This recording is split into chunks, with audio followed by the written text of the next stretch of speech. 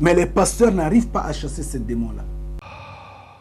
Certains pasteurs disent que je suis possédé, que j'ai des démons. Depuis 2009 que j'ai commencé à parler, j'ai les mêmes démons, mais les pasteurs n'arrivent pas à chasser ces démons-là. Ce sont des faux. Ce sont des faux, mais la vérité, vous allez l'accepter. Et comme Simon Kimbangu avait dit, nous avons arrêté le voleur avec son objet. Demandez le pape, il sait qui suis-je. Demandez le Vatican, ils savent qui suis-je. Et ils savent de qui je parle. Écoutez. Nous vivons très peu de temps sur Terre. Mais on ne peut pas vivre âgé et sous la tutelle de quelqu'un. Ça, vous cherchez la domination de votre propre peuple. Il faut que quelqu'un parte, qu'il y ait des gens, pas des révoltés, mais des gens dignes comme vous. C'est la dignité. Gardez votre dignité. C'est tout. Ils jugeront que c'est arrogant, c'est pédant, et ils ne connaissent pas, ils sont fanatiques. D'accord. C'est votre jugement. Pour moi, c'est la dignité. C'est tout. D'ailleurs, nous aussi, on prête le flanc. Nos amis africains, nos amis les Noirs, nos amis tirailleurs, nos amis. Moi, je ne suis pas l'ami de personne. Moi, je ne cherche pas à être aimé. Je cherche à être respecté. Les Africains veulent être aimés. On ne les aime pas, ils aiment, ils veulent être aimés. Voilà pourquoi on ne les respecte pas. Vaut mieux chercher le respect de quelqu'un. Et puis, de toute façon, l'amour est là, la fraternité est là. Mais il faut chercher le respect. Or, nous négligeons le respect. Et on dit qu'on va nous aimer. C'est ça l'erreur que nous faisons aussi. C'est la peur d'être encore détruit par l'histoire. D'être détruit encore par les gens. Or, nous, on n'a pas peur qu'on sera encore détruit un jour. Il faut avoir cette peur. Mais on ne peut pas vivre sans peur. Je veux dire là, sans angoisse. Parce qu'il faut craindre qu'on soit encore vendu comme esclave. Il faut craindre qu'on soit encore colonisé. Le monde est ce qu'il est. Il se fait en fonction des intérêts. Il faut craindre qu'on soit... mais les esclaves, les Arabes ont vendu les Noirs. Ils ont fait l'esclavage. Tous les Blancs de la terre, ils ont fait l'esclavage. Et l'esclavage leur a donné l'argent pour faire le développement industriel, les chemins de fer, les banques. C'est la révolution industrielle. Tu vois? Après, ils ont aboli. Quand on n'a plus besoin de l'électricité maintenant, ça devient lourd. On a aboli, pas par plaisir, mais parce que ce n'est plus utile. Mais l'esclavage, ce n'est pas travailler dur. Ce n'est pas ça l'esclavage. Aujourd'hui, les gens travaillent dur, vous ne sont pas esclaves.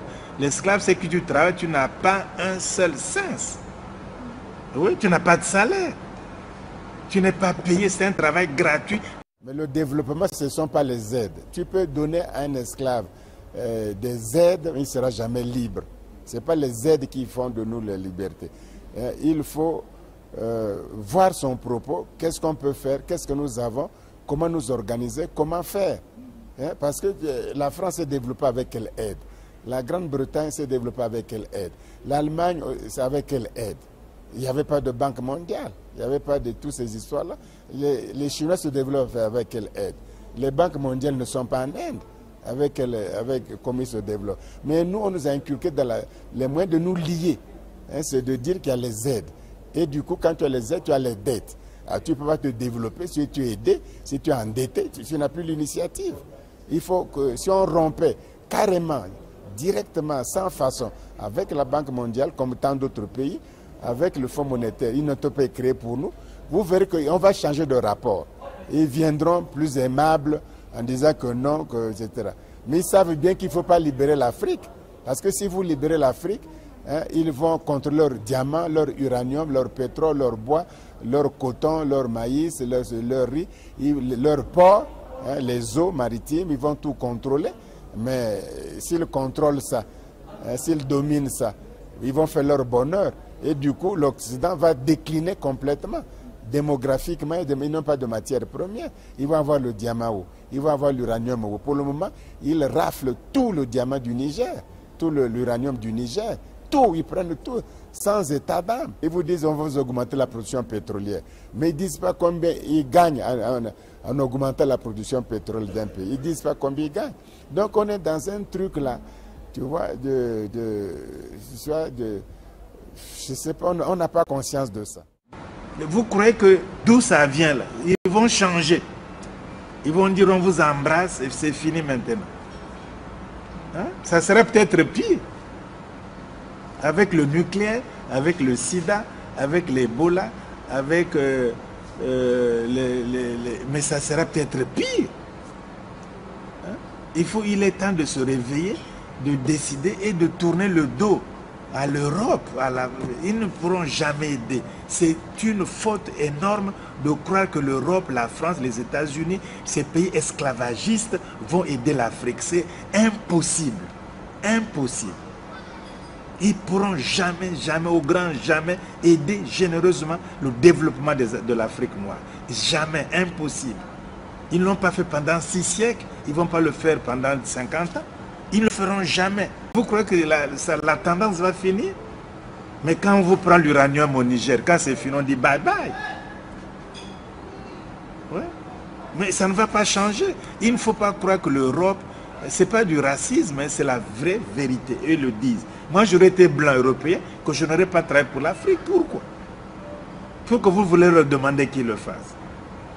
Hein? Donc, les Européens, de façon générale, ils n'aideront jamais, au grand jamais, je signe et persiste, l'Afrique noire. Jamais. Et c'est une illusion des Africains de croire que ces gens-là, l'Europe va les aider. C'est impossible. Ce n'est même pas dans leur philosophie ou leur vision. Ils n'y pensent même pas, à part les bons mots pour berner les Africains naïfs qui y croient. Nous, c'est la Renaissance, c'est tout. Donc, voyez-vous, les crimes de l'Occident, c'est des crimes extraordinaires depuis que l'humanité existe. Ils ne font que des guerres. Depuis la guerre de Troie commerçante, la guerre du Péloponnèse, c'est Jules César qui détruit les Gaules, hein, etc., jusqu'à l'Afrique. Et puis après, tu crois que c'est fini? Là, Fernandez qui détruit maintenant les civilisations mayas, aztèques, tout ça, ils détruisent complètement. Et tu crois que c'est fini? Napoléon va détruire encore jusqu'à laisser derrière lui Moscou fumant, comme dit Victor Hugo.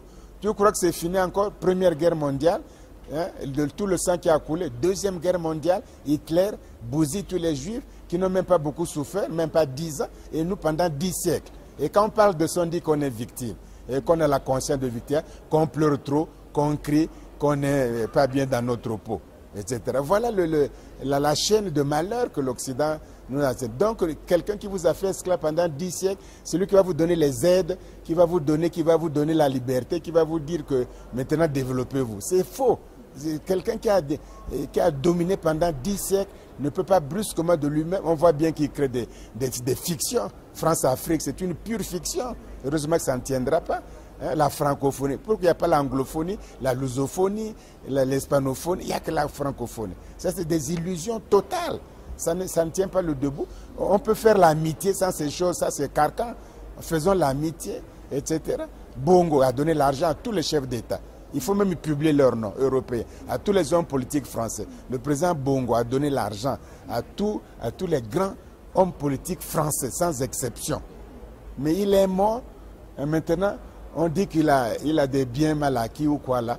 En France, on veut lui faire un procès. Mais enfin, quel est ce droit pénal? Quand quelqu'un est mort, on le poursuit jusqu'à dans sa tombe.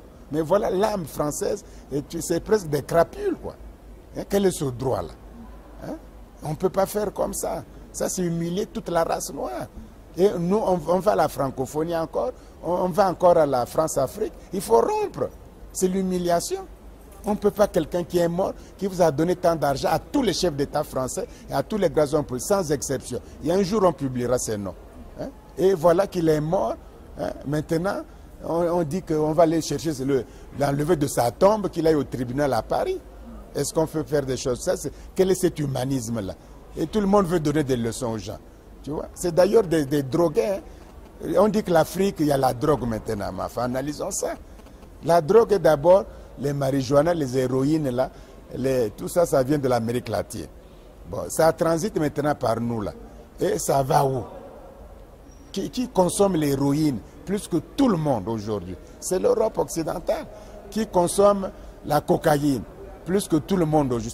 C'est l'Europe occidentale qui consomme les marijuana, plus que tout le monde. C'est eux. Mais ils laissent tomber ça. Hein, ils vivent que de drogue. Ils disent maintenant c'est l'Afrique qui vend les drogues. Ils ont pollué toute l'atmosphère. Ils disent que non, les déchets africains c'est les plus polluants. Il faut qu'on arrête les naissances. Voilà. Mais tant qu'on ne rompra pas sérieusement, calmement, avec l'Europe occidentale pour bâtir une nouvelle amitié sur de nouvelles bases, on ne sera jamais développé. On a beau faire. On a beau faire. Souvent, la vision, avoir une vision, quand même, il y a la tragédie qui peut arriver. Il faut se protéger au plus vite. Tu vois? Et sinon, nous encore, on mange, on boit, on danse, on dit oh, on verra bien. Mais les choses qui nous sont déjà arrivées montrent que ce n'est pas sérieux et qu'on doit se protéger pour les générations futures. Mais les générations qui viendront, si la pédagogie continue ainsi, ils auront grandi dans d'autres paradigmes panafricains, dans d'autres visions, dans d'autres connaissances. Et le monde faisant pression autour de l'Afrique, toujours pauvre, mais les Africains se rendront compte que leur salut ne viendra jamais, au grand jamais, de la Chine, de l'Europe, de la Banque mondiale, du FMI. Jamais, au grand jamais. Leur salut viendra d'eux-mêmes. Et comme tout le monde, le salut de l'Europe ne vient pas de la Chine ou des Africains, il vient des Européens. Et ils bâtissent leur stratégie pour exploiter cruellement l'Afrique, pour pratiquer le racisme, pour croire que c'est eux la seule communauté internationale. Mais la communauté internationale, c'est pas 3 ou 4 pays. Alors, mais c'est l'Europe qui crée ça pour ses intérêts.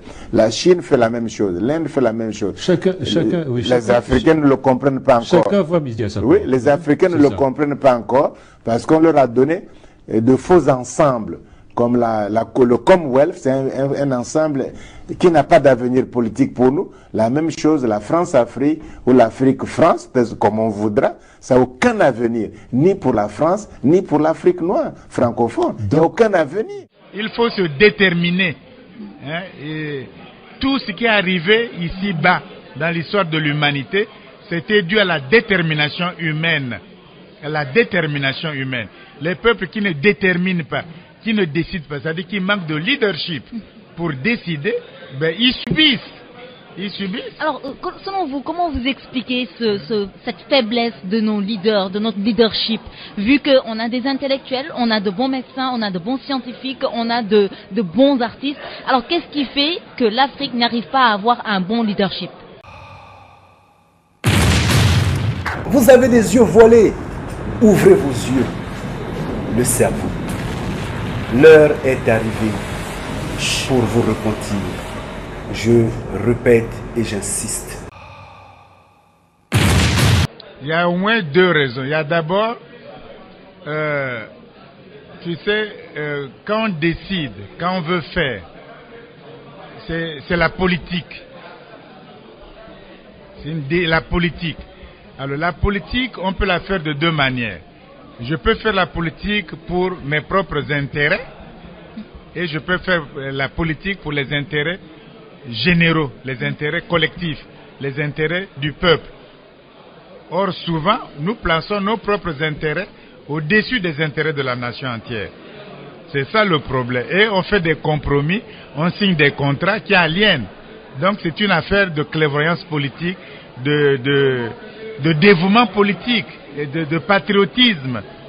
Il ne suffit pas de faire la politique, mais c'est un patriotisme pour la faire, une certaine, etc. D'autre part, il y a des forces qui sont contre l'Afrique depuis plusieurs siècles. Hein, l'Occident, l'Europe occidentale est contre l'Afrique, donc il crée des banques mondiales pour être contre nous. Il crée le FMI pour être contre nous. Il crée les commissions de Bruxelles pour soi-disant les ACP, les programmes d'ajustement structurel. Voilà, on était colonisés, après on était pauvres, et avec la Banque mondiale, on est devenu très pauvre, très endetté. Parce que, citez-moi un seul pays qui est sorti de la misère à cause de l'aide de la Banque mondiale, dans le monde aujourd'hui. Quel pays qui a été sauvé par la Banque mondiale?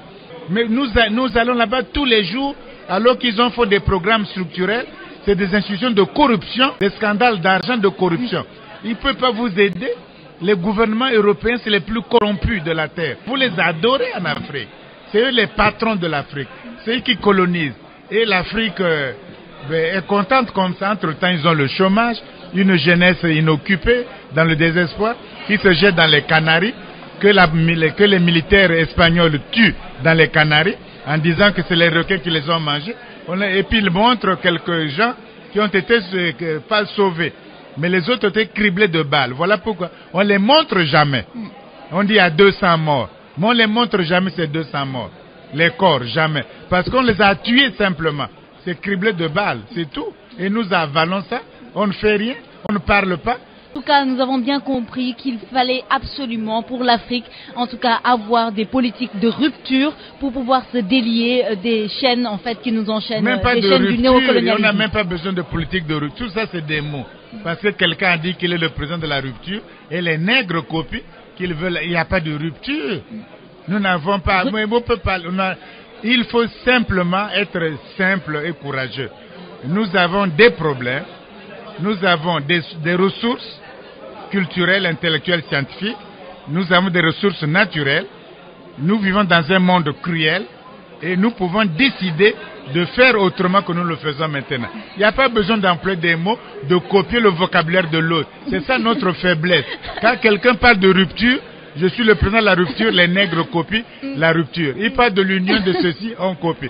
Il parle de sous-développement, on copie. Tiers-monde, vous êtes du tiers-monde. Professeur Obenga, vous quand même acceptez que c'est une rupture en fait, ce que vous demandez. Parce que vous demandez à ce que les Africains prennent en charge eux-mêmes leur avenir et qu'ils prennent des décisions. Rupture par rapport à quoi? Par rapport à ce qui se fait actuellement. Mais ce n'est pas une rupture, c'est un changement radical. Il n'y a pas rupture, il y a un changement radical. C'est ça, changement radical. Très bien, alors nous parlerons de changement radical. Respect, professeur Théophile Obenga. Mes félicitations. Franchement, si tous les Africains devraient avoir ce langage-là, les choses allaient changer. C'est ça l'éveil. Et moi, je vous encourage d'avoir ce langage. Déliez vos langues. Tant que les langues ne seront pas déliées, tant qu'on ne regarde pas du côté de la vérité, on sera toujours esclave. Et ce genre de langage, franchement, nous aidera dans l'ensemble. Parce que ce genre de langage libère l'esprit même, libère le physique, libère, en fait, vous donne l'envie de vivre, l'envie de lutter. Et moi, je suis certain que si ce genre de langage vous pénètre, l'homme ne va plus encourager sa femme à porter les rajouts à la con, ses cheveux de mauvais goût, ses tissages puériques et autres. Et la femme elle-même aura un esprit de dégoût face à ses cheveux de mauvais goût, face à ses rajouts à la con, ses puériques, ses tissages. Ce genre de langage, si ça vous pénètre, franchement, je suis certain que ça va vous donner un dégoût de décaper la peau, de changer la couleur de votre peau. Ce genre de langage va vous entraîner à être naturel, à être celui que vous êtes. C'est vrai que vous pouvez appliquer des laits de beauté autres, comme Yoshua Hamashia lui-même disait, mettez de l'huile, mettez du parfum, coiffez-vous les cheveux. Oui, c'est vrai. Mais l'extravagance n'est pas acceptable. Quand on décape la couleur de sa peau, c'est pas bien. Ça renie Yahweh. Et ce genre de langage, je l'encourage. Parce qu'en fait, on devrait comprendre une chose.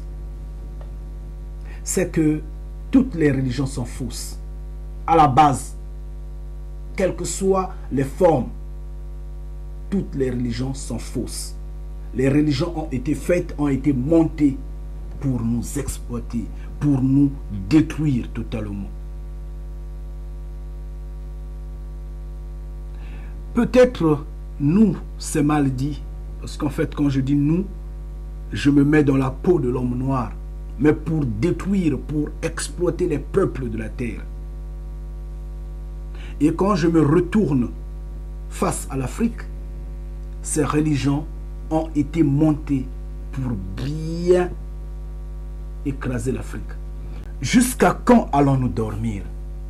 Comment n'arrivons-nous pas à comprendre, à discerner que nous sommes exploités, tirés de toute forme vers le bas?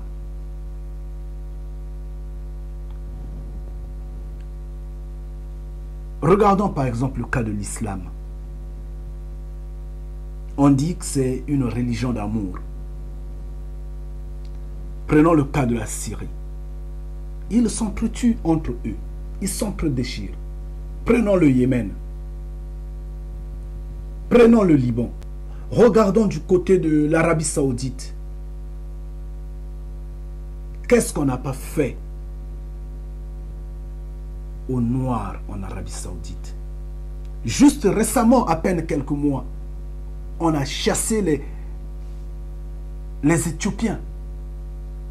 On les a maltraités, on les a tués, on les a pourchassés. Quel traitement! Et la façon dont on se dresse contre les Éthiopiens, les Soudanais et autres. Où est l'amour dans l'islam? Où est l'amour entre eux? Ça s'entend. La lumière n'est pas là-bas. C'est l'obscurité totale. Prenons le cas du christianisme. Nous connaissons tous ce qu'est le christianisme. Et nous connaissons tous les dérapages, les abus. Mais on n'arrive pas à discerner. Et quand on regarde du côté de la Centrafrique, c'est malheureux. C'est malheureux que vous, Noirs, héritez d'une religion qui vient je ne sais d'où. Et vous vous entretuez entre vous à cause de cette religion. Mais si vous levez les yeux, vous regardez d'où vient cette religion, il n'y a pas l'amour là-bas, il n'y a pas la paix là-bas, il n'y a que le désaccord total. Alors pourquoi vous vous entretuez donc? Alors pourquoi vous perdez le chemin? Pourquoi? Repartez à la base. Franchement, repartez à la base. La base qui est la religion de vos ancêtres. La religion d'antan.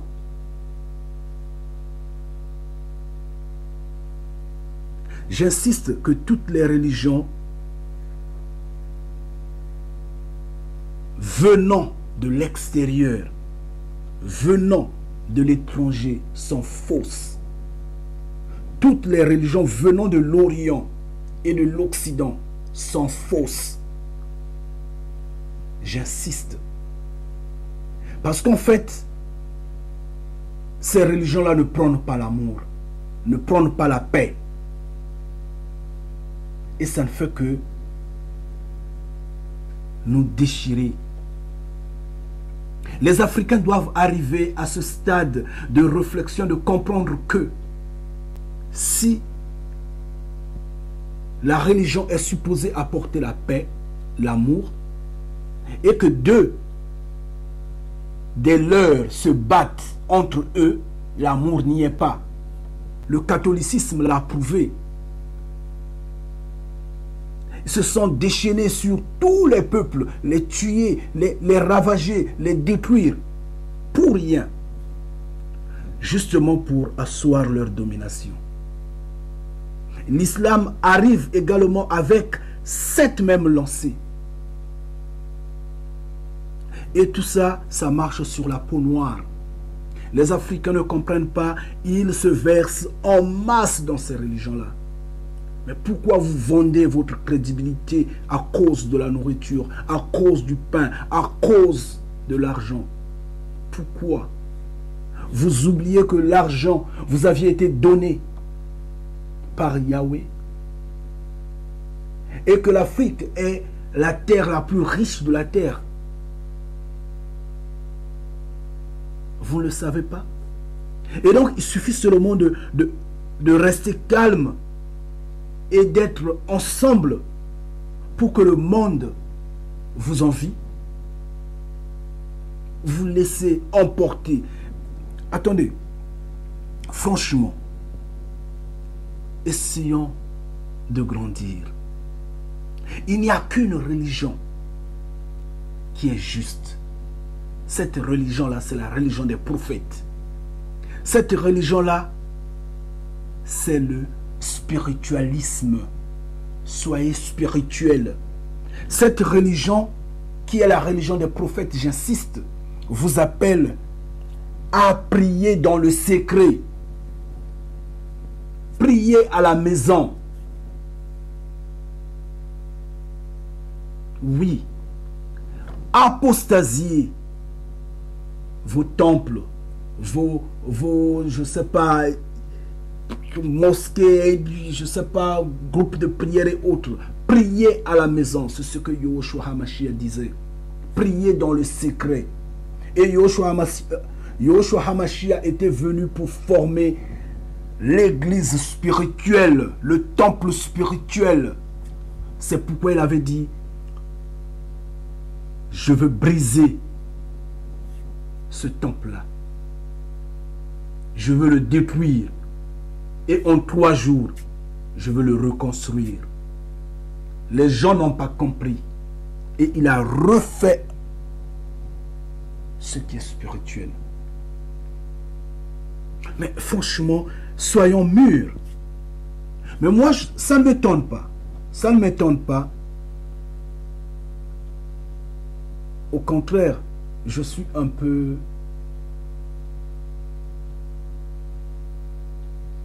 étonné. Lisons ceci dans Deutéronome 18, du verset 9 et jusque là où je pourrais m'arrêter. Quand tu seras entré au pays que Yahweh ton Créateur te donne, tu ne devras pas apprendre à faire selon les choses détestables de ces nations. Il est dit, tu n'apprendras pas, tu ne vas pas copier. Ne copiez pas ce que les nations font. Ces peuples qui sont déjà là-bas. Pourquoi cela? Parce que vous pouvez bien revoir dans Exode le parcours du peuple d'Israël. Israël, j'insiste, était noir. Israël est venu de Jacob.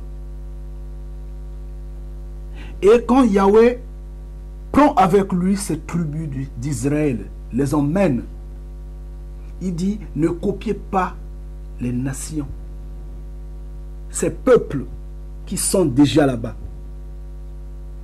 Et l'Israël vient s'installer au cœur de l'Afrique, au cœur de la population noire. Mais Israël était venu avec des étrangers, que Yahweh lui-même également appelait les étrangers qui sont parmi vous. Et ces étrangers-là, moi ça ne me surprend pas aujourd'hui qu'il y ait des soi-disant Israéliens blancs, soi-disant. Mais on n'a jamais eu. Il y a un Hébreu était noir et un Hébreu est noir. Il n'y a pas d'Hébreu blanc. Mais les soi-disant Israéliens actuels ont hérité de ce long parcours ensemble avec ceux qui sont originellement. Et c'est pourquoi il a été dit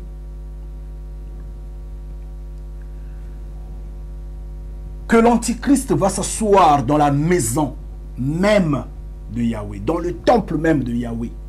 Et le temple de Yahweh, Yahweh dit, mon peuple appelle son peuple Israël. Et l'Antichrist est assis là-dedans, s'est converti en ce peuple-là. Et c'est là le plus grand mensonge, la plus grande tromperie de l'histoire de l'humanité. Et c'est là le plus grand péché d'être assis dans le temple de Yahweh. Donc eux, ils ont échangé la couleur de peau. On avance. Donc là, Yahweh interdit que Israël puisse copier ces nations-là. Verset 10. Il ne se trouvera chez toi personne qui fasse passer son fils ou sa fille par le feu, personne qui exerce la divination, aucun magicien, ni personne qui cherche les présages, ni aucun sorcier. Quand nous regardons l'Afrique, nous nous en rendons compte que tout ce qu'on lit ici se trouve là-bas. Les gens ont fait sauter les enfants par le feu. On les initie. On les initie à des cultures, des totems, je ne sais pas quoi et autres. Ça, ce sont des choses que ces peuples-là faisaient, mais que Israël ne faisait pas. Que les Hébreux ne faisaient pas. Mais ces peuples qui étaient déjà en Afrique le faisaient. Et Yahweh va pouvoir dire que qu'on ne trouve pas chez toi un fils ou une fille qui passe par le feu. Non, pas personne qui fait le métier de divination. Pas de magicien, pas de sorcier. Quand on regarde la société africaine, on dit il y a des sorciers. Les enfants sorciers, les vieux sorciers. Tout ça, c'est en Afrique. Mais ce n'était pas au milieu d'Israël. Le peuple, ces Hébreux-là, n'en avait pas. Et Yahweh les avertit. Il dit qu'on ne trouve personne au milieu de toi qui deviendra sorcier, qui va pratiquer la divination. Vous n'en avez pas besoin. Pourquoi? Parce que Yahweh est le maître. Et le premier commandement dit, ce n'est qu'à lui seul que vous devrez demander. Et on vient. Ni personne qui lie autrui par quelque sortilège, ni personne qui consulte un médium ou quelqu'un qui fait métier de prédire les événements, ou quiconque interroge les morts. La société africaine est un tout. C'est ce complexe-là de culture qui continue jusqu'aujourd'hui au milieu de nous. Tel autre croit aux morts, tel autre pratique la divination, tel autre pratique je ne sais pas quoi, on voit le vaudou et beaucoup d'autres. Oui, mais on n'en a pas besoin. Honnêtement, on n'en a pas besoin. C'est là où l'Israélien pur, l'Hébreu pur, le propre Hébreu, le noir, a disparu. S'est vu fondre. Il s'est fondu dans la société de ces Africains. Et de nos jours, il est difficile, vraiment difficile, de dissocier l'Hébreu à l'autochtone noir de l'Afrique. il devient difficile. Parce qu'en fait, on voit bien, c'est vrai que l'hébreu était né en Afrique, a grandi en Afrique, mais il venait d'Égypte comme en captivité. Donc, c'est comme si il était nouveau au sein du continent. Bien qu'il venait d'Égypte, l'Égypte qui est en Afrique, qui était en Afrique. Mais Yahweh le sort de l'Égypte et l'emmène pour l'installer sur sa terre qui a été promise. Et à ce moment-là, il dit qu'il n'y ait pas de sorcier au milieu de toi. Ne consultez pas les morts. Parce que ce qui est mort est mort. Les morts dorment, ce que dit la Bible. Ils dorment en paix. Ils attendent le jour du jugement. Ne les emmerdez pas. Parce que si vous les emmerdez, oui, les forces vives sont là.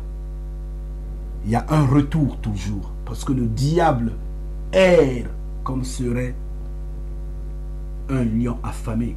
Et à ce moment-là, s'il vous voit toquer à la porte du mort, mais le diable en profite de vous donner ce dont vous avez besoin, de croire plus au diable, pardon, aux morts, et finalement, vous êtes parti dans la perdition totale. Et si on continue au verset 12, il dit, « Car tout homme qui fait ces choses est détestable pour Yahweh. » Cet homme est détestable par Yahweh. Ne faites pas ça. Et c'est à cause de ces choses détestables que Yahweh, ton Créateur, les a chassés devant toi.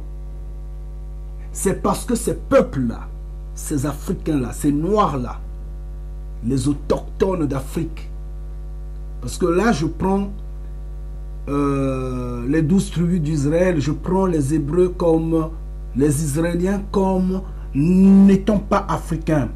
J'insiste, ils viennent de la captivité en Égypte. Ils étaient au cœur, dans l'enclos. Ils étaient en prison en Égypte, en Afrique bien sûr. Et on les sort. Au moment où on les sort, on les donne un état. Yahweh dit ne copiez pas les autres. Parce que ceux-là, je les ai chassés, je les ai reniés devant mes yeux. Ils sont plus miens. Ils sont méchants. Ils ne m'écoutent pas. Ils sont violents. Ils sont sorciers. Ils sont ceci. Et en avance un tout petit peu, nous allons au verset 13, pardon. Tu te montreras intègre avec Yahweh ton Créateur. Tu dois te montrer intègre. Toi, Israélien, toi, Hébreu, toi, Israël, toi, 12 tribus d'Israël, vous devrez vous montrer intègre, vous devrez être intègre parce que Yahweh exige un attachement exclusif. Alors, au verset 14, il dit, « Car ces nations que tu dépossèdes écoutaient les magiciens et les divins. Mais quant à toi, Israël, quant à vous, les 12 tribus d'Israël, Yahweh, votre Créateur, ne vous a rien donné de pareil. »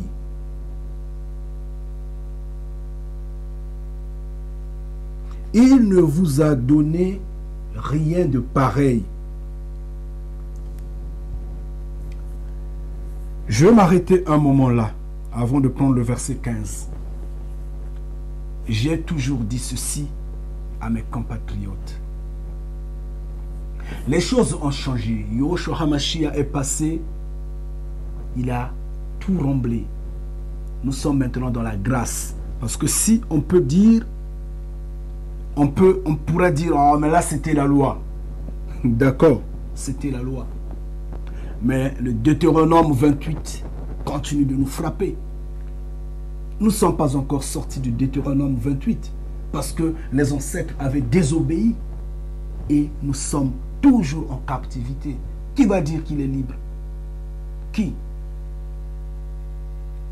Le fils du millionnaire? Le fils du gouverneur? Mais, donc là, vous n'avez pas compris Deutéronome 28. Dans Deutéronome 28, il y a des exceptions. On a dit, celui qui sera mauvais, plus mauvais que tous, celui qui sera ruse, va vous exploiter.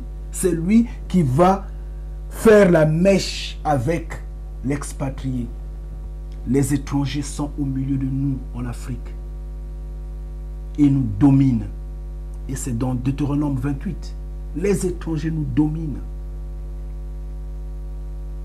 Eux, ils sont au-dessus. Nous sommes le talent. Ils nous exploitent en tout et pour tout.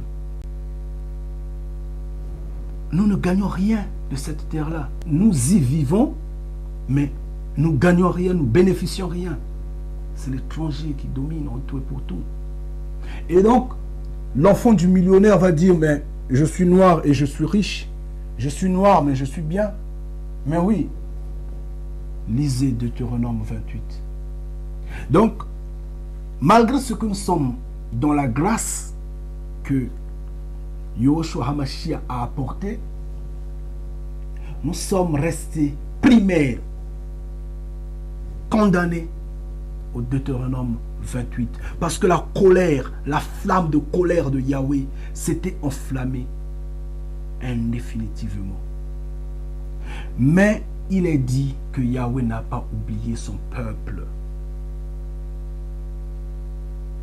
Et j'ai toujours appelé mes compatriotes, essayons de nous fondre dans la grâce, essayons de nous fondre dans la peau des Hébreux, dans la peau des Israéliens, parce que Yahweh va reconstruire Israël. Ça sous-entend ceci. Ça ne sera pas un État politique. Ça ne sera pas un État à délimitation géographique comme frontières douteuses qu'on a posées en Afrique. Non, ce n'est pas ça. Ça sous-entend seulement que Yahweh va ramener ses fils sur leur terre d'origine. Ses fils vont y vivre, même s'ils vivent pendant une semaine ou une année avant la fin. C'est l'essentiel. Parce que après la fin, après le jugement, Israël va exister pour des temps indéfinis. La nouvelle Jérusalem va exister pour des temps indéfinis. Mais avant ça, il y aura la préfiguration. Et la préfiguration va se sentir sur terre. Ça va se sentir bien avant la fin. Et donc nous pouvons bénéficier de cette grâce-là. C'est pourquoi j'ai toujours dit à mes compatriotes, regardons Yahweh. C'est Yahweh qui sauve. Mais quel est le langage qu'on entend dans les bouches de tout ce monde-là qui crie non à l'exploitation? Nous allons pour la libération. Levons-nous, libérons l'Afrique, libérons notre pays, libérons notre peuple. Ils tiennent leur source, ils tirent leur force sur leurs ancêtres, sur nos ancêtres. Ce sont les noms qui pullulent sur leur bouche.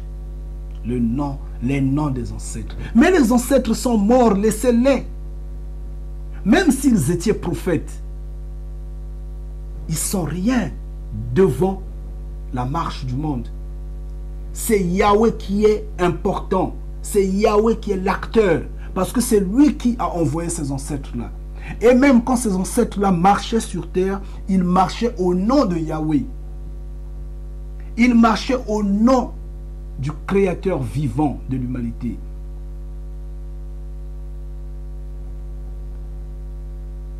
Dans chaque communauté, Yahweh a un nom spécifique. Le Créateur de l'humanité est appelé selon ce nom-là. Dans ma tribu, il y a un nom. Dans votre tribu, il y a un nom. Oui. Mais ces ancêtres-là, qui ont marché comme seraient prophètes, qui ont marché comme seraient libérateurs, ont eu sur leur bouche, sur leur langue, le nom du Créateur vivant Ils n'ont pas fait au nom de leurs ancêtres ou au nom, je ne sais pas, de quel animal et autres. Mais pourquoi vous vous attachez à leur nom? Tant que, je dis, j'insiste, tant que vous allez vous attacher au nom de ces hommes-là, vous n'allez pas gagner ce combat-là, quelle que soit la forme. Les Occidentaux vont toujours vous écraser. N'oubliez pas qu'il est dit que le mal de la terre, les maux de la terre, la misère, les difficultés, les angoisses de la terre viendront du septentrion, viendront du nord. N'oubliez pas ça. Et l'image de ce septentrion-là, l'image de ce nord-là, c'est l'Occident. Et ils vont toujours dominer, toujours exploiter, toujours faire du mal. Mais on n'a pas encore perdu. On peut rappeler le Père. Le Père est amour. Yahweh est amour. Ramenons-le au sein de nous et on va vivre. Laissez les noms de ces hommes qui sont déjà passés. Eux, ils avaient eu foi. Ils ont eu foi. Et tout ce qu'ils ont fait, ils l'ont fait au nom de notre Créateur, le Créateur vivant. Et ils ont eu la victoire. Et vous qui venez maintenant, vous utilisez leur nom. Partout, on voit leurs photos. Je veux bien parler de Simon Kimbangu. Parce que c'est lui qui est actuellement dans la bouche de tous ces Congolais-là, dans la bouche de tous ces Africains-là, Simon Kimbangu. Mais Simon Kimbangu parlait au nom de qui? Posez-vous la question. Simon Kimbangu vous avez montré quel chemin. De qui parlait-il? Il parlait du Créateur vivant. Il parlait de Nzambian Mpungu Mfumutulendo. Il parlait de Yahweh, bien sûr. Alors pourquoi vous ne regardez pas Nzambian Mpungu Mfumutulendo? Pourquoi vous ne regardez pas Yahweh? Pourquoi vous vous limitez sur Simon Kimbangu? Vous êtes des morts. Et le combat, vous n'allez pas le gagner. Tant que vous allez vous arrêter sur Simon Kimbangu, tant que vos yeux seront fixés sur ses ancêtres, malheureusement, qui étaient nés comme vous, qui ont grandi, qui ont mangé ce que vous mangez, le manioc, je ne sais pas quoi, boire l'eau et autres, marcher sur cette terre. Ceux qui ont subi le même traitement que nous sommes en train de subir, je vous le dis, chers frères et sœurs, le combat, vous n'allez pas le gagner. Nous sommes perdants d'avance. Mais si nous regardons le Créateur de l'humanité, si nous regardons ce Père vivant, voilà la victoire, elle est vivante et elle est là devant nous. Et les Occidentaux le savent. Ils sont conscients. C'est pas pour rien le pape Jean-Paul II avait dit que Jésus était africain. C'est parce qu'ils savent que Yahushua avait marché sur la terre de l'Afrique. Il était né en Afrique. Il a grandi en Afrique. Il est mort en Afrique. Mettez le mensonge qu'il raconte à côté. Moïse était né en Afrique, il a grandi en Afrique, il est mort en Afrique. Abraham était né en Afrique. Il a grandi en Afrique. Il est mort en Afrique. Tout ce monde-là, Enoch et autres, c'était des Africains, c'était des Noirs. Et cette histoire-là, tant que vous ne prenez pas ça à cœur, tant que vous ne vous attachez pas à cette histoire-là, vous serez perdant. Totalement. Je vous le dis en vérité. Comprenez ce que je dis. Chers frères et sœurs, je vous dis, la religion des prophètes vous appelle à prier à la maison. Prier dans le secret. Mais tant que vous n'allez pas prier dans le secret, vous serez toujours des perdants. Parce que l'Occident et l'Orient vont pomper des cultures, des mouvements de croisade, des mouvements de croyances qui feront que vous allez dans des assemblées, vous allez dans des églises, et de là, on va vous corrompre. Et de là, vous serez perdu avec ces pasteurs qui portent des cravates, avec tout ce monde-là, avec tous ces prêtres, avec tout. Franchement, vous serez perdu. Et il n'y aura pas d'éveil. Et si vous vous estimez heureux face à la vie d'aujourd'hui, franchement, c'est que vous ne vivez pas. C'est que vous ne connaissez pas ce qu'est la vie. Si vous vous estimez heureux, c'est pourquoi, chers frères et sœurs, franchement, vous qui me regardez, je m'adresse à vous.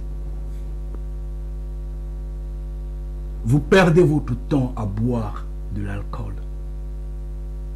Vous perdez votre temps à suivre les femmes ça et là. Vous perdez votre temps à juste suivre un match de football, discuter seulement sur des conneries, des politiques et autres. Repentez-vous. C'est dommage que nous ne prenions pas en compte ceux qui sont morts, sans pourtant entendre ce que je vous raconte. Nombreux sont en train de mourir à l'instant. Mais vous qui avez la grâce d'être en vie, vous qui avez la grâce de regarder ceci en face de vous, saisissez cette occasion. Regardez ce qui est essentiel, parce que l'heure arrive auquel on dira « Heureux celui qui est mort, malheur aux vivants ». Parce que le scénario qu'on voit devant les yeux nous dépasse déjà. Mais le pire est à venir. Mais ce n'est que Yahweh qui peut protéger. Ce n'est que Yahweh qui peut élever.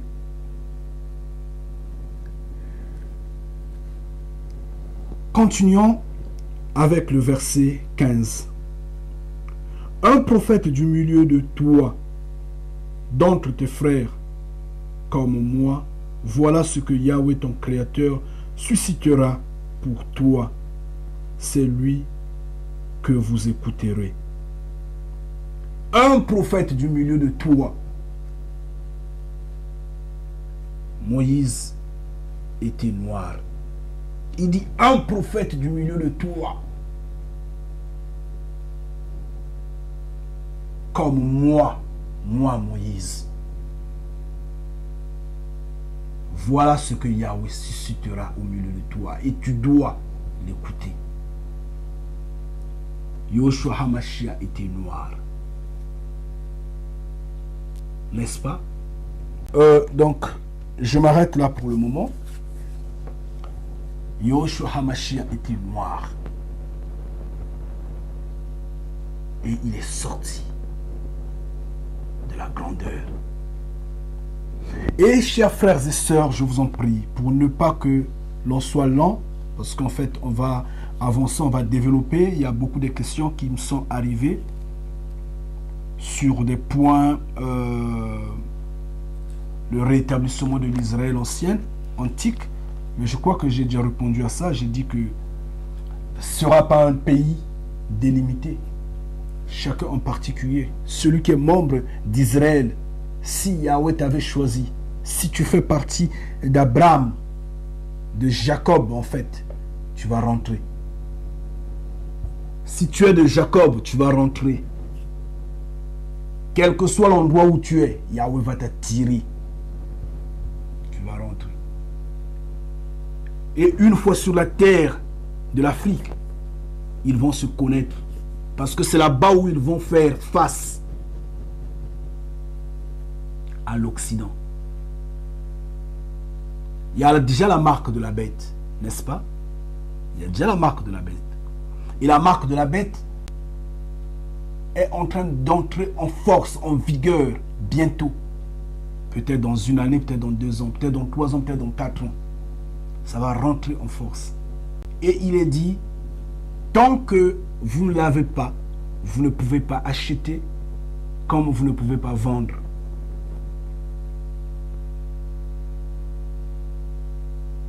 Et la marque de la bête est synonyme de la souffrance atroce. La marque de la bête est synonyme de l'empoisonnement total. Et c'est en ce temps où la mort va s'enfuir. Il n'y aura plus de mort. Mais il y aura la galère, il y aura la souffrance. Et ceux qui sont d'Israël, ceux qui sont de Jacob, vont s'y retrouver, vont vivre ces événements-là en Afrique, sur leur terre, parce que Yahweh va les attirer. Quand je dis, nous allons parler, nous les bénis de Yahweh, nous allons parler et vous allez vous élever. Nous allons rentrer sur la terre de nos ancêtres. Ce n'est pas pour la délivrer politiquement. Ce n'est pas pour apporter une guerre là-bas. Ce n'est pas pour délimiter la terre, malheureusement.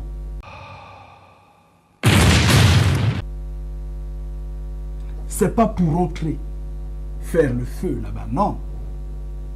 C'est pour aller vivre cet événement-là, là-bas. Parce que c'est de là, quand ce peuple-là va souffrir, quand ces fils de Jacob vont gémir,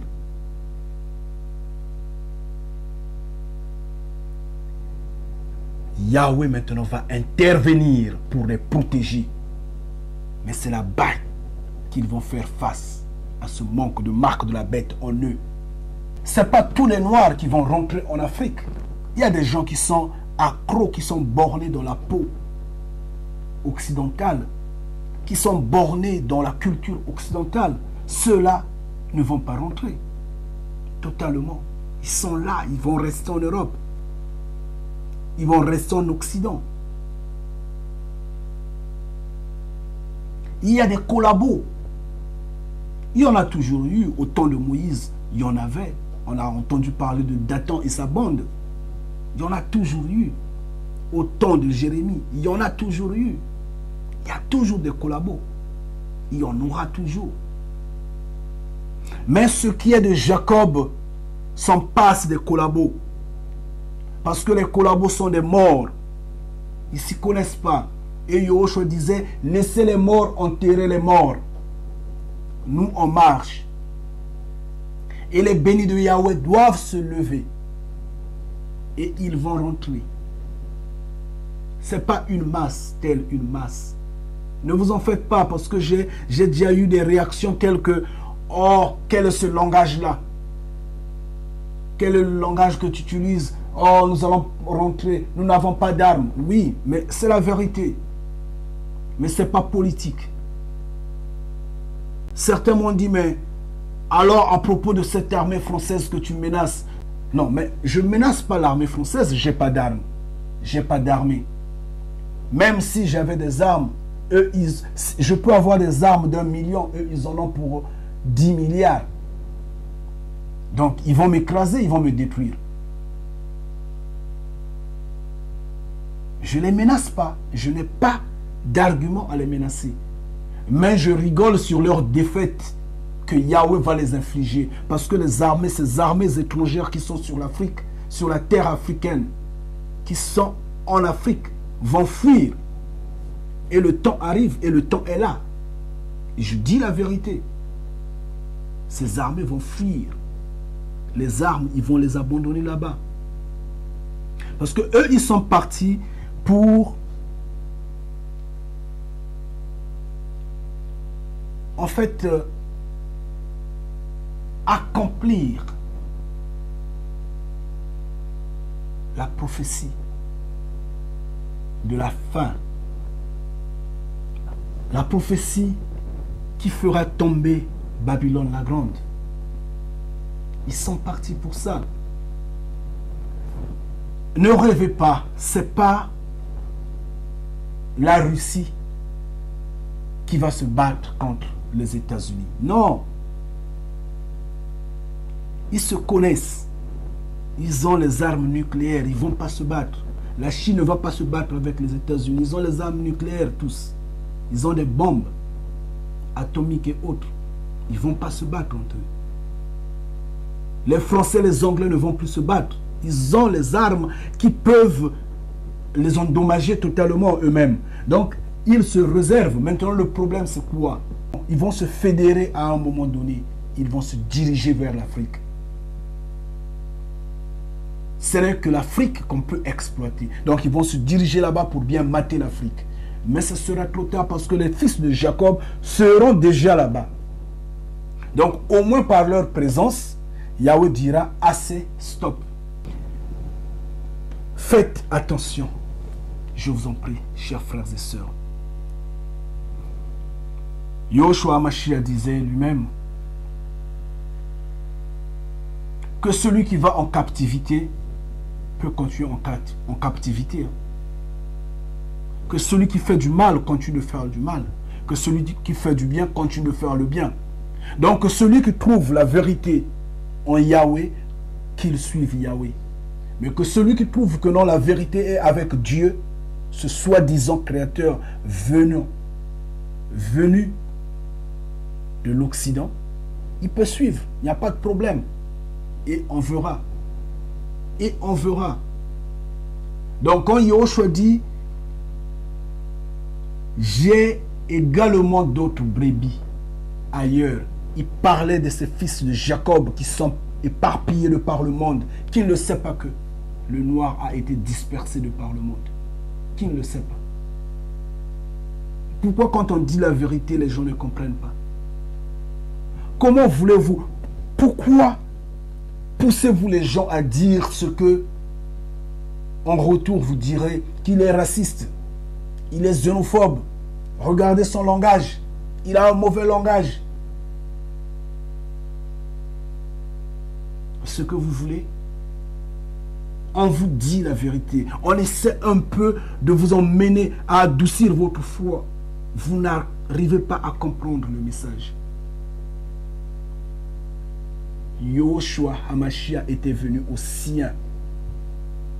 Et les siens l'ont rejeté. Mais pas tous les siens qui l'ont rejeté. Il y a toujours eu de collabos. Et il dit, j'en ai d'autres qui sont ailleurs. Il va les chercher ailleurs. Et si maintenant on peut prendre le deuxième volet, disons d'autres peuples du monde, les hommes de nation, d'accord,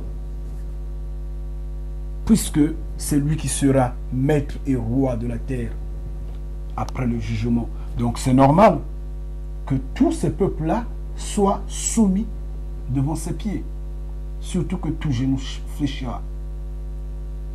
Mais la réalité des choses est que Yoshua était venu aux siens. Et c'est pourquoi l'on dit le juif d'abord, puis le grec. Et nous le savons bien que dans Apocalypse, quand Jean a vu ce scénario de la fin, tous les peuples de la terre ont été sauvés. Donc, il y aura des gens qui seront sauvés parmi les Occidentaux. Il y aura des gens qui seront sauvés parmi les Asiatiques. Il y aura des gens qui seront sauvés parmi... Oui, c'est comme ça. Mais la priorité, le juif. Le juif d'abord. Donc, j'espère que nous avançons à comprendre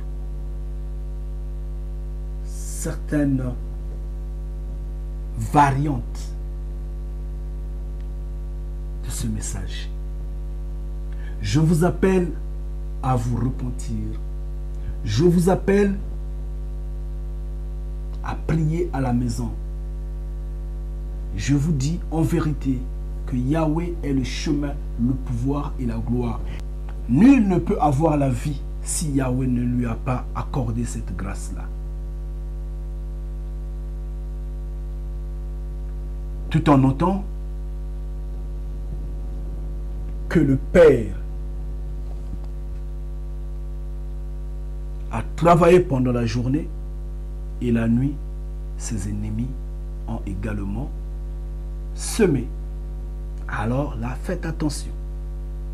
Faites attention, mais tout genou fléchira. Que vous soyez planté par l'ennemi du Père, que vous soyez planté par le Père lui-même, tout genou fléchira. Parce que la terre en est sa propriété, c'est son marchepied. Donc, ceci, vous allez le trouver dans Deutéronome 28 de même.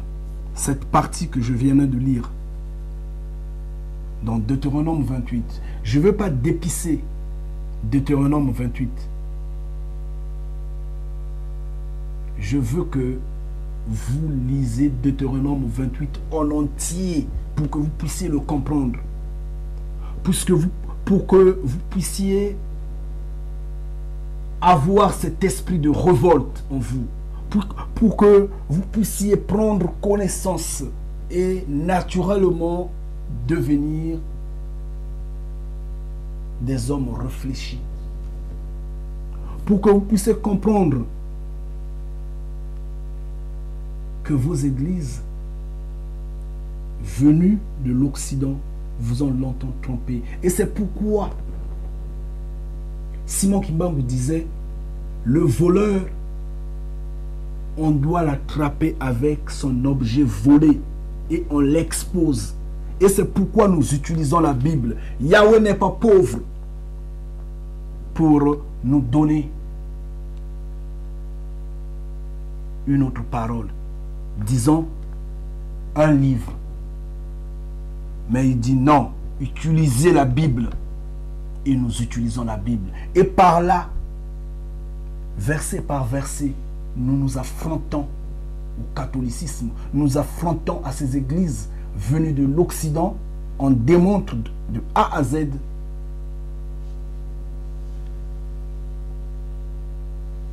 que leur religion n'est que supercherie. Alors, frères et sœurs, je vous en prie, arrêtez de courir derrière l'occultisme. Arrêtez de parler aux morts. Il n'est pas dit que vous ne pouvez pas, par exemple, nettoyer les cimetières de vos parents, ou je ne sais pas, les cimetières dans le village. Puisque ça fait partie du village. Alors, il y a tellement d'herbes, c'est sale, il faudra les nettoyer. Vous pouvez les nettoyer, il n'y a pas de problème. Ça fait partie de la terre, ça fait partie du village.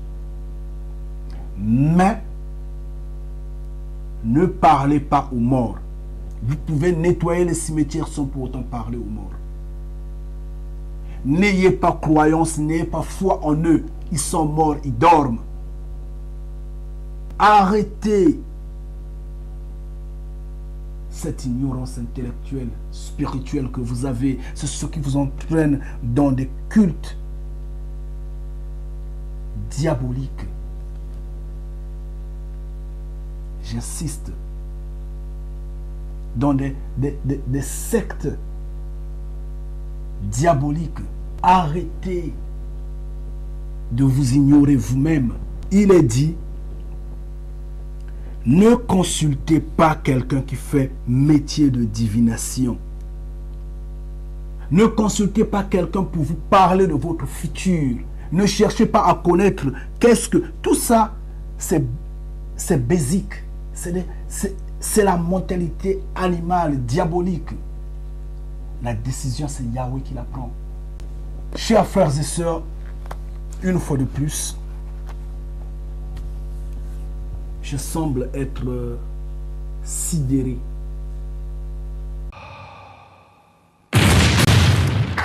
Mais est-ce vraiment un péché de parler? Est-ce vraiment un péché de dire la vérité?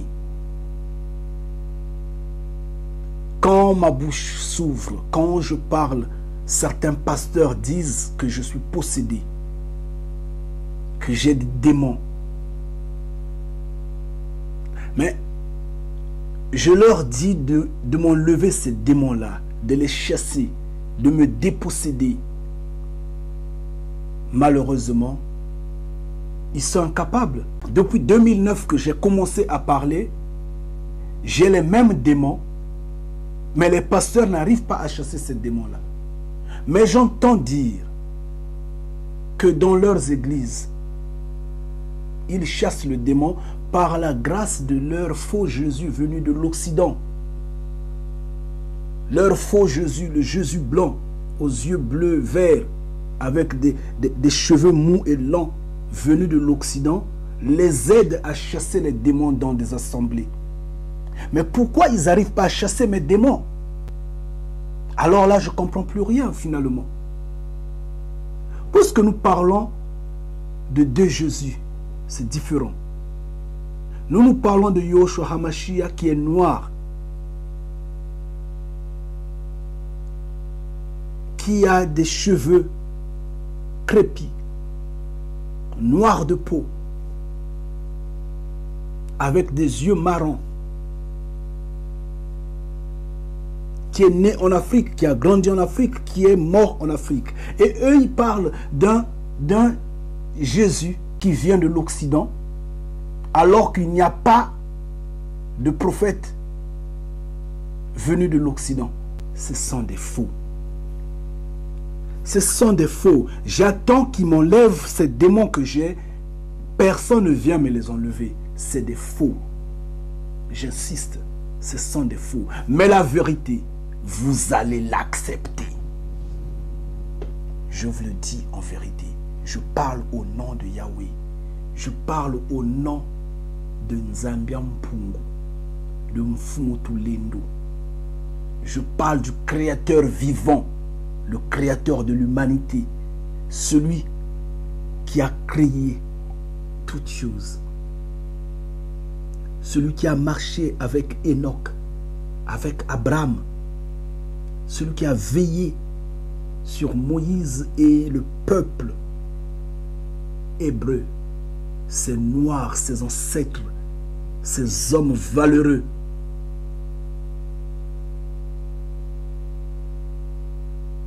Je parle de ce Créateur-là, de celui qui a élevé Élie, qui a élevé Yeshua HaMashiach.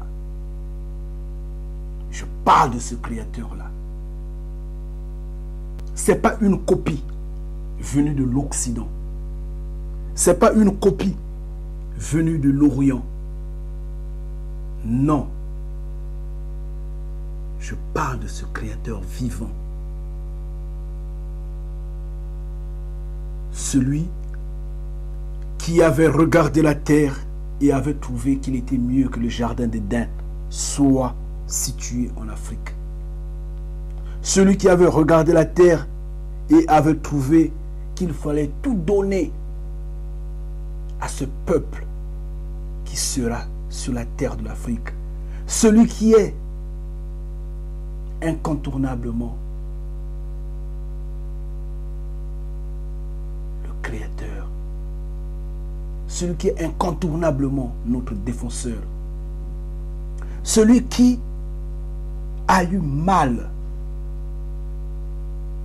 dans son cœur, dans ses pensées, mal au cerveau,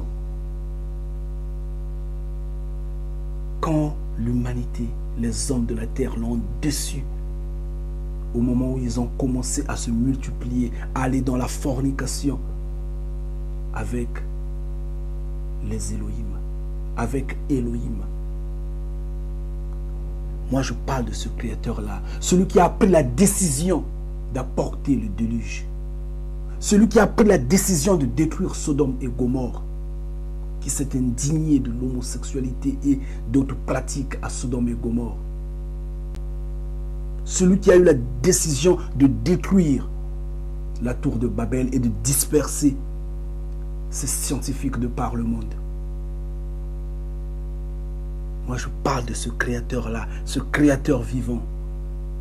Celui qui s'est indigné quand son peuple s'est tourné à adorer les futilités de croyances ça et là en Afrique et a dit, ma colère va s'allumer infiniment. Et elle s'est allumée jusqu'aujourd'hui. Moi, c'est ce créateur, de ce créateur dont je parle. Le créateur, le vrai. Et comme Simon Kimbangu avait dit, nous avons arrêté le voleur avec son objet. Demandez le pape, il sait qui suis-je. Demandez le Vatican, ils savent qui suis-je. Et ils savent de qui je parle.